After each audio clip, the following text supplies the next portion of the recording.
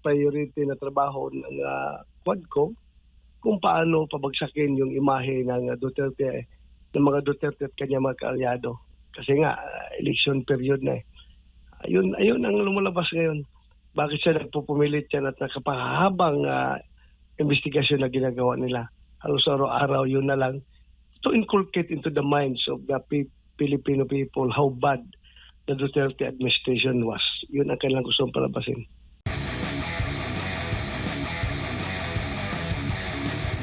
Siyempre, kumustahin namin yung assessment. Anong masasabi po ninyo sa naging pagdinig ninyo kahapon, kaugnay nga po dito sa war on drugs ng nagdaang administrasyon?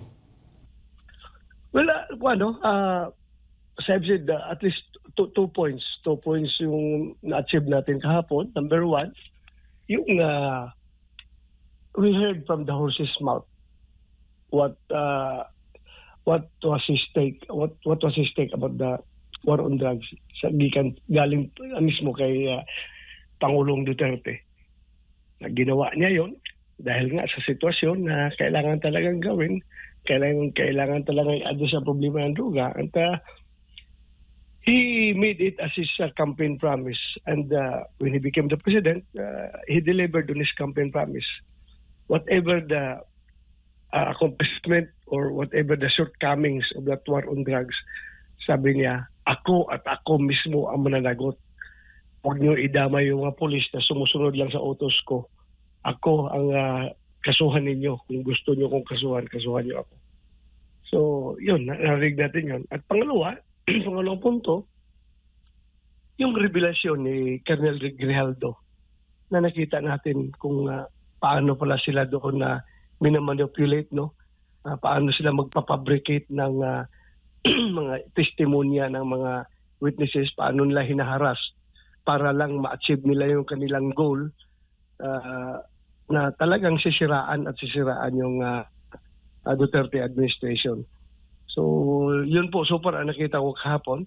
Kasi yung kay Dilima naman, hindi pa natin masyadong na tanong dahil nga inihintay natin yung presensya ni Kerwin Espinosa at ni Ronnie Dayan para umpugin natin yung statement na nilang tatlo at yung statement ni Espinedo para malaman natin yung katotohanan. Opo, Senator, yun nga ang nadiskubrihan natin, yung pagrevelasyon tungkol doon sa reward system. Siyempre, kayo naging hepe ng kapulisan ng Davao City noon. Kayo na mismo magsabi sa ating mga kababayan dahil nga ang lumalabas, nagkaroon nga ng, ito yung pilit na nilalabas kasi sa mga manunood o sa taong bayan na naririnig nila sa social media na nagkaroon ng reward system ang nagdaang administrasyon during the war on drugs. At nabanggit din, gumagamit ng sinasabing Davao Death Squad. Klaro naman doon, if they were watching the Senate hearing yesterday, nakita naman doon kung ano yung mga sagot ni Pangulong Duterte doon sa mga tanong sa kanya. Sabi naman niya na yung kanyang pag-offer ng rewards ay pananakot lang yon para ang mga kriminal ay magsipaglayasan at magbagong buhay. Pero yung actual na magbigay ng reward, sabi niya, bakit ako magbigay ng reward? Trabaho ninyo yan, pulis. Trabaho niyo, gawin ninyo yung mandato ninyo na linisin ninyo yung inyong turf. Trabaho ninyo yan, hindi ako magbibigay ng reward. So, pinabulaan niya yung reward system na yan. Pero Senator, ano ho bang endpoint na nakikita po ninyo dito? Bakit patuloy, napakahaba pong hearing ang isinasagawa sa Kamara pagdating po dito sa war on drugs na nagdaang administrasyon, considering na tulad ng sinasabi ng dating Pangulo na ngayon ay bumabalik na yung mga adik at mga krimen sa ating bansa? Well, lumalabas na yan talaga ang priority nila ngayon. Priority na trabaho ng Quadcom kung paano pabagsakin yung imahe ng Duterte, ng mga Duterte at kanya mga kaalyado. Kasi nga, election period na eh. Ayun ang lumalabas ngayon. bakit siya nagpupumilit yan at nakapahabang investigasyon na ginagawa nila. Halos araw-araw yun na lang to inculcate into the minds of the Filipino people how bad the Duterte administration was. Yun ang kailangan gustong palabasin.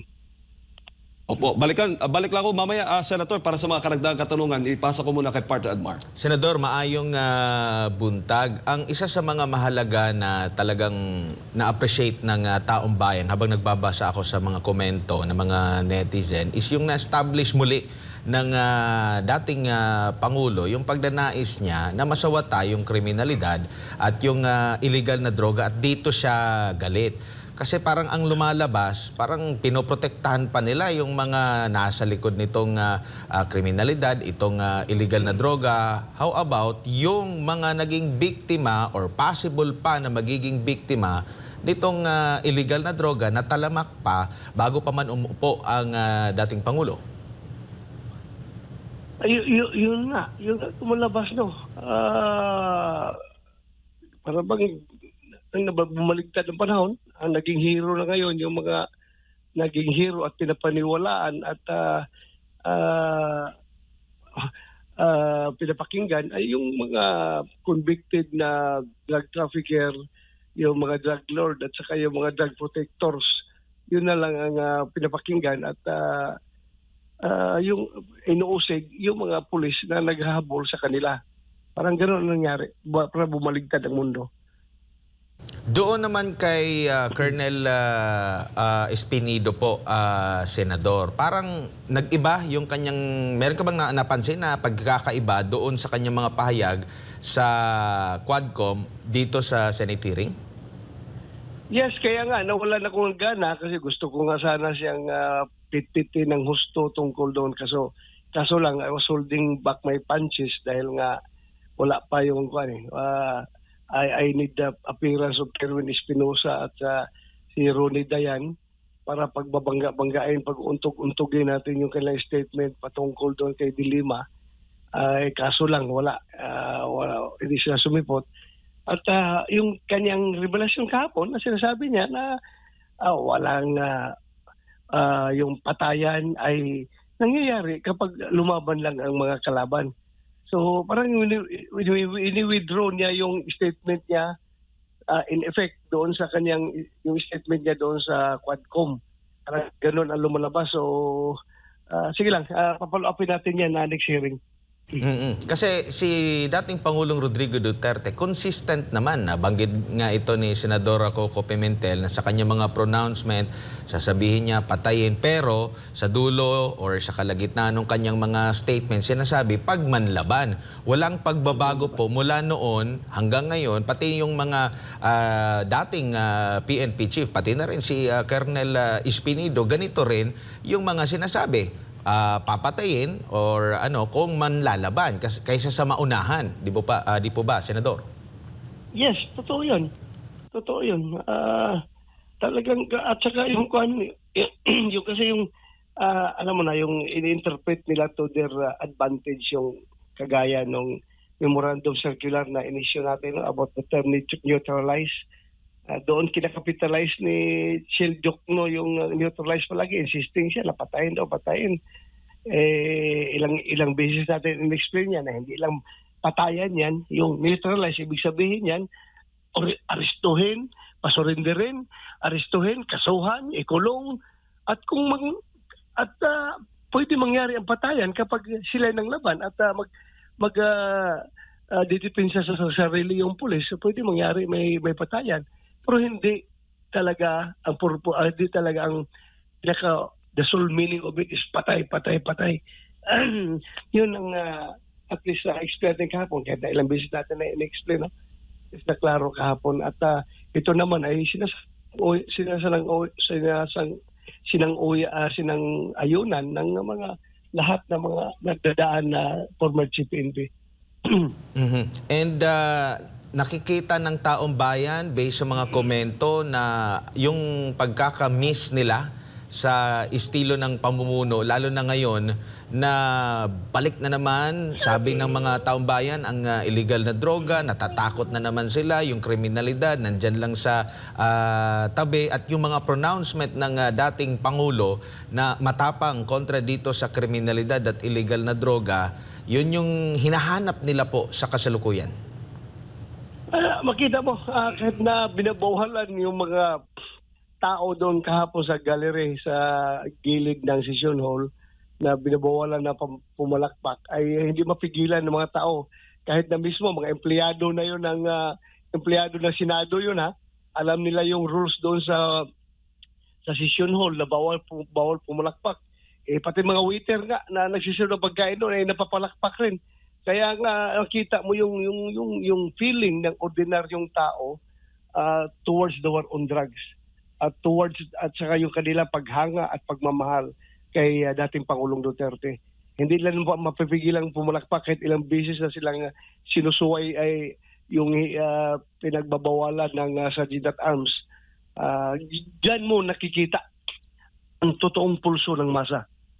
Opo, doon sa naging pahayag naman ni Senadora Leila de Lima na medyo napuna rin ni Senador Jinggoy Estrada kasi nga nasa CHR siya dati, and to the point naging parte siya ng gabinete ng Aquino administration kung saan siya pa ang kalihim ng Department of Justice na may malawak na kapangyarihan para maimbestigahan ito lahat. Ang pinagtataka lang natin dahil hanggang kahapon ay talagang consistent siya na talagang may ginawang masama ang dating Pangulo, pero nung nasa katungkulan pa siya, nasa pamumuno pa siya, may kapangyarihan pa siya, wala naman siyang napatunayan. Paano po kaya yun? And considering abogado rin siya, pwede ba yan na wala naman siyang na-produce na talagang matibay na mga ebidensya after ng mga ilang taon, tapos consistent pa rin siya at tila ang kanyang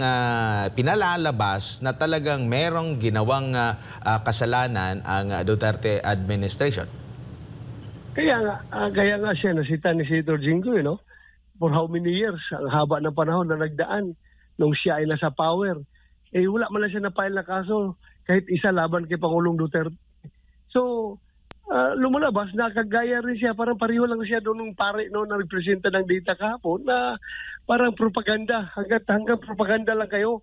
Wala kayong ginagawa na para mabigyan ng hustisya yung mga namatay ko noon na kiniklaim ninyo na kawawa ng mga biktima, gano'n. Pero hanggang lip service lang pala kayo. Hindi nyo ginagampanan yung inyong mandato, hanggang propaganda lang kayo. Parang gano'n ang lumalabas. Meron po bang maiimbitahan sa mga susunod pa na mga pagdinig doon naman sa mga biktima ng illegal na droga? Kasi ang alam ng taong bayan, mas marami ang magiging biktima, maraming pamilya ang winasak, maraming future ang nawasak dahil nga dito sa illegal na droga.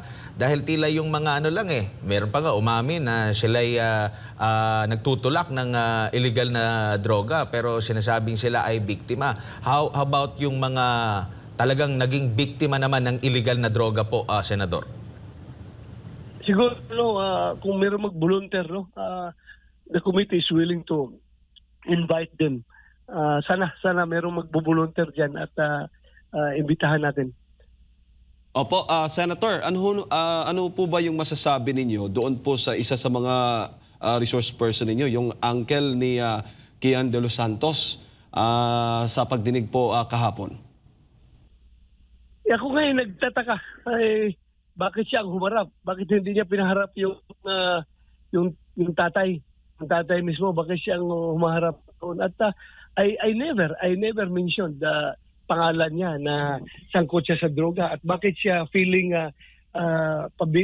pa-victim effect pa siya doon, pa-awa-awa effect na nawalan daw siya ng trabaho dahil sa aking statement sa media na involved sa droga siya. Wala man akong pinangalanan na klaseng pangalan.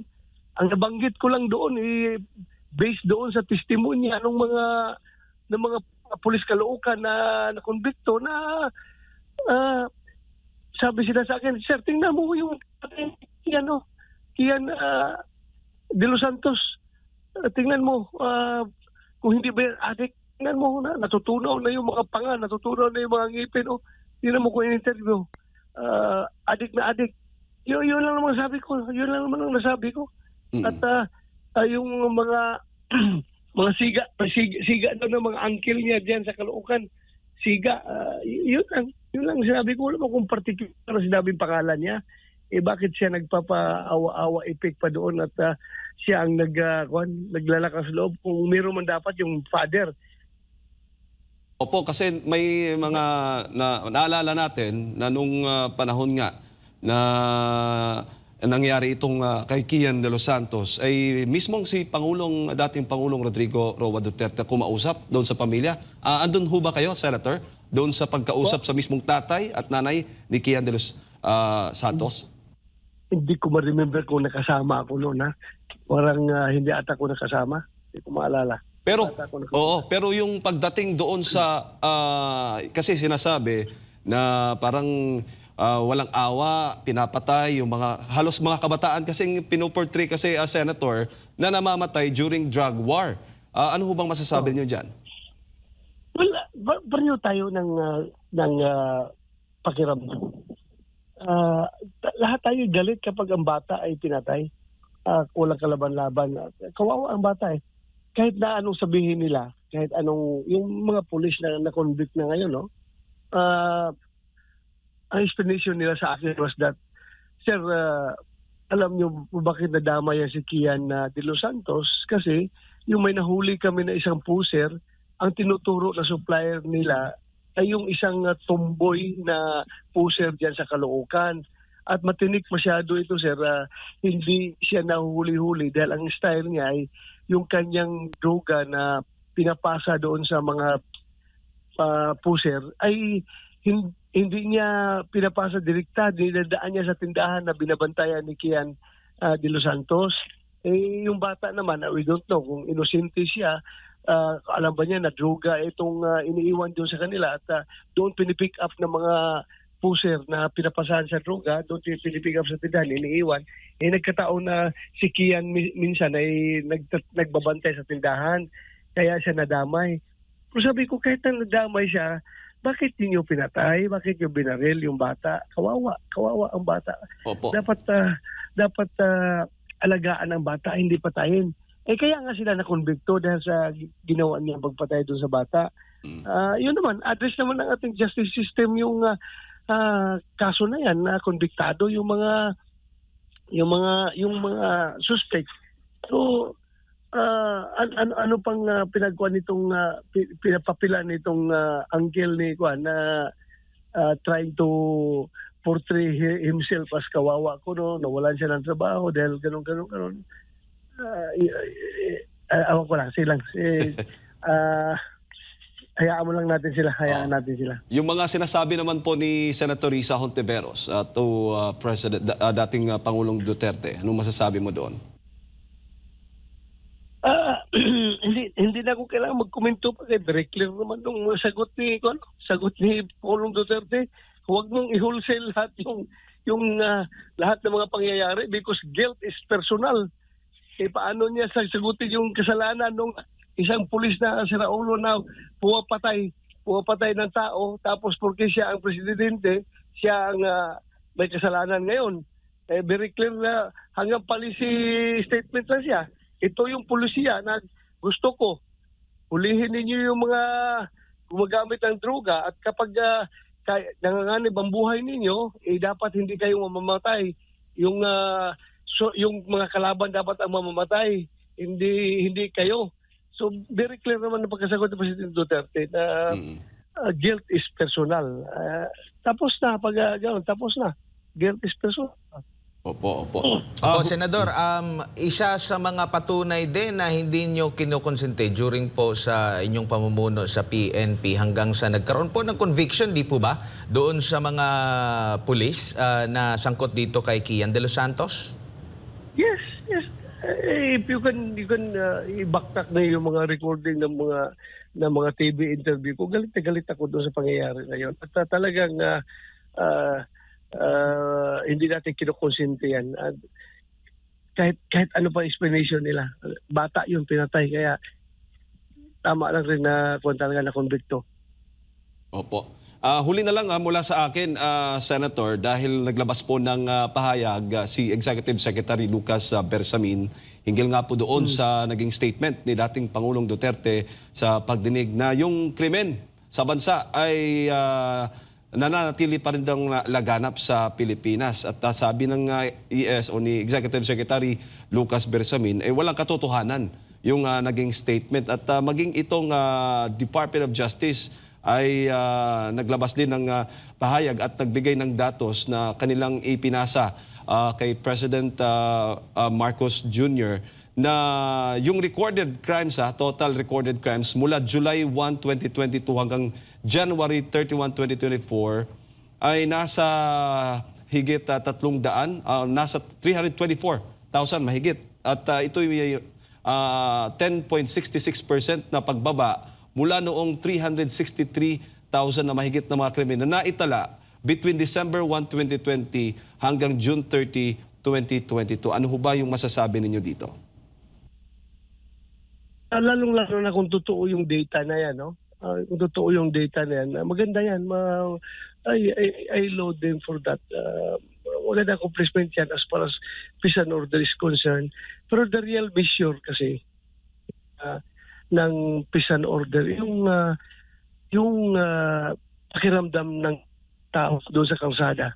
Yung tao doon sa baba, ano pakiramdam nila ngayon? Do they feel safe with the presence of the drug pushers and drug addicts? With the resurgence of the drug business? Do they feel safe? Yun man ang the real measure of peace and order, kung ano yung kiramdam mismo ng taong bayan. So they have to go to the ground. Aside from the statistics, no question about that. Kung those are honest statistics, no wala tayong problema dyan. Bumaba kayo, pumunta kayo sa kalsada at painin nyo ang pulso ng taong bayan kung talaga bang do they feel safe right now. With the pressure, kita mo naman yung mga nangyayaring patayan dito, patayan doon, miss na person dito, missing person doon. Monitor naman sa TV, kaya yan ang pinaka-source ng pangamba ng mga tao, yung mga balita na ganyan, at sa nakikita na sa paligid na andyan na naman, bumabalik na naman yung droga. Yun ang pinaka-measure of peace and order, yung pulso ng tao na nandoon sa kalsada. Baga pa, Senator, maganda yung para sa taong bayan, paborable sa kanila at maganda yung naidulot ng war on drugs ng dating administrasyon, ng dating Pangulong Rodrigo Duterte, lalo na yung kanyang matapang na mga pahayag laban dito sa mga kriminal at mga drug lords. Yes, very effective naman. You may call it unorthodox, and sometimes others are claiming that to be illegal.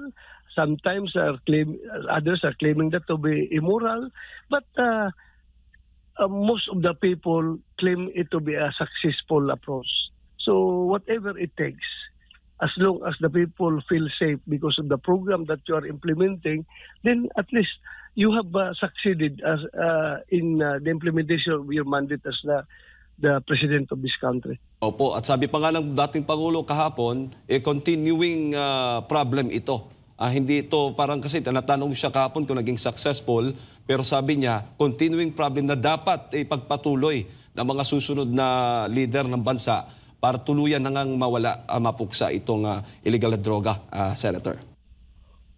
Tama talaga. Dapat continuity is the key para ma-maintain natin yung na-achieve na mga accomplishments ng previous administration. It has to be continued. Alright, Senator, siguro huling mensahe po ninyo sa ating mga kababayang nanonood po sa mga oras na ito. Sa ating mga kababayan, sige lang, hintay lang kayo ng next hearing. Siguro it will happen after UNDAS in the middle of November, as said by the chairman, Senator Coco Pimentel. So hintay-hintay lang natin yung mga susunod na kaganapan patungkol dito, because as I have said, hindi ito investigation in aid of persecution. Ito investigation na ito ay gusto natin makamit ang katotohanan at pawang katotohanan lamang. So, yun lang mga kababayan ko. Ingat kayo at advance happy undas sa ating lahat.